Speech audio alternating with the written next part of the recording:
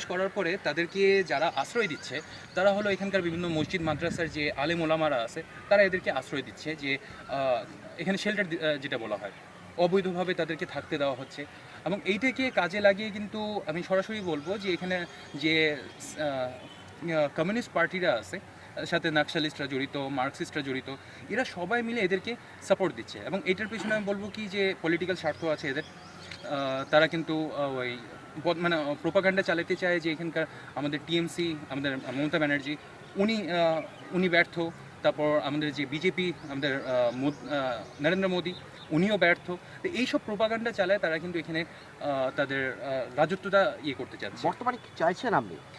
তা আমি যে জিনিসটা চাচ্ছি যে আমি আসলে জন্ম যেহেতু আমার বাংলাদেশে, আমি বাংলাদেশের জন্যে মানে আমি কিছু একটা করতে চাচ্ছি। মানে বাংলাদেশে যে হিন্দুরা এই যে মানে অত্যাচারিত হচ্ছে। কেন তাহলে হিন্দুদের জন্য করতে চাইছেন? না, আমি আসলে মুসলিম ঘরে জন্ম নিয়েছি, আমি মুসলিম না। আমি একজন এক্স মুসলিম, এবং যে কারণে আমি ইসলাম ধর্মটা ছাড়তে বাধ্য হয়েছিলাম কারণ কোরআনের 164টা আয়াত যেখানে সরাসরি বলা হচ্ছে যে অমুসলিম হত্যা করো, অমুসলিমকে যেখানে পাবা সেখানে কেটে ফেলো।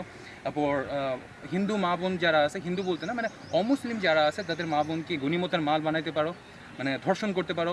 তা এই সব যে জিনিসগুলো, এমনকি আমাদের যে প্রফেট মোহাম্মদ বলতাম আমি, এখন শুধু মোহাম্মদই বলি, তা উনি যেরকম যে 53 বছর বয়সে সে 6 বছরে একটা মেয়েকে বিয়ে করে, মানে আয়েশাকে, এবং তার যখন বয়স 9 বছর হয়ে যায় মেয়েটার, তখন তার সাথে শারীরিক সম্পর্কটা করে। তা এমনকি পালক পুত্র জায়েদের সাথে মোহাম্মদ মানে বিবাহ করে, মানে নিজের ছেলেকে তালাক দিয়ে নিজে বিবাহ করলো। তো এই যে অমানবিক জিনিসটা যেটা বর্তমান সোসাইটিতে এটা কোনোভাবেই সামঞ্জস্যপূর্ণ না, এবং আমরা কেউ এটাকে গ্রহণ করতে পারবো না।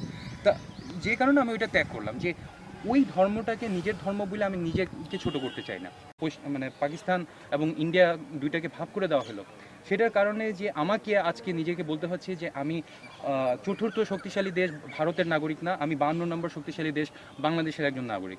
আমি চাই যে এই যে দুইটা দেশ আছে, মানে বাংলাদেশ এবং ইন্ডিয়া, তো এই দুইটার মাঝখানে যে প্রাচীরটা আছে ওটা ভেঙে দেওয়া হোক। ঠিক সেরকমই ইস্ট বার্লিন এবং ওয়েস্ট বার্লিনের যেরকম দেওয়ালটা ভেঙে দেওয়া হয়েছে। এবং আমি এটা মানে মানে যেহেতু আমরা ভারতবর্ষের একটা অংশ ছিলাম, তা আমি চাই যে আমাদের যে মানে বাংলাদেশ মানে ভারতের কন্যা, সে যেন তার মায়ের সাথে আবার মিশে যায়। ধন্যবাদ। আচ্ছা, আপনি পেশায় কি? আমি আসলে একজন আইটি ইঞ্জিনিয়ার, কিন্তু এই যে ইসলামের অনুসারী মুসলিম জিহাদিদের এগেনস্টে লিখতে লিখতে এখন আমার এমন অবস্থা হয়ে গেছে, না আমি আমার বাবা মার সাথে থাকতে পারলাম না, আমি আমার ছেলে সন্তানের মানে ছেলে এবং আমার স্ত্রী এদের সাথে থাকতে পারলাম, মানে আমার পালিয়ে পালিয়ে বেরোতে হচ্ছে। এবং রিসেন্টলি এই যে জিএমবি যে সংগঠনটা আছে, মানে ইসলামের অনুসারী মুসলিম জিহাদিদের যে সংগঠন, তা এই সংগঠনের মানে একদম টপ লিস্টে আমার নামটা আছে।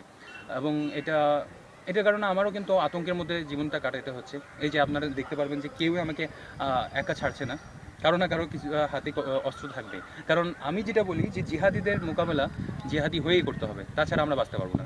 আপনার মনে পড়ে না পরিবারের কথা? অবশ্যই, কিন্তু আসলে আমি যেটা ভাবি যে এই যে আমার লাইফটা যেভাবে চলতেছে সেটা মনে হয় আমার কপালেই লেখা ছিল। তা আমার দ্বারা মনে হয় অন্য কোনো সমাজের কাজ হবে বলে মনে হয় আমার এইভাবে বিভিন্ন জায়গায় ঘুরে ফিরে বেড়াতে হচ্ছে। আজকে হিন্দু মহাসভার প্রোগ্রামে কেন এসেছিলেন?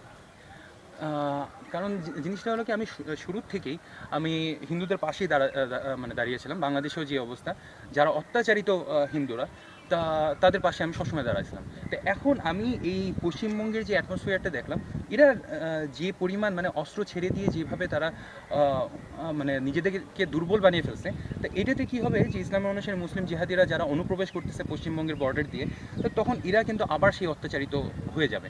তো এরা যেন অত্যাচারিত না হয়, তা আমি ওদের যে এক্সপিরিয়েন্সটা আছে, আমি যেভাবে ওদেরকে দেখছি, ওদের ফিলোসফিটা আমি খুব ভালো করেই জানি, যে কারণে আমি এদেরকে সচেতন করতে আসছিলাম।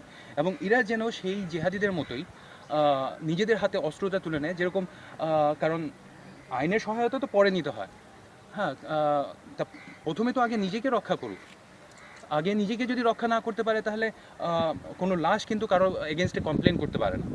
আগে নিজেকে প্রোটেক্ট করে নিক, তারপরে যাই সে কমপ্লেনটা করুক যে আমার উপর হামলাটা। विश्वास के बाजार में देखो तो क्या क्या होता है।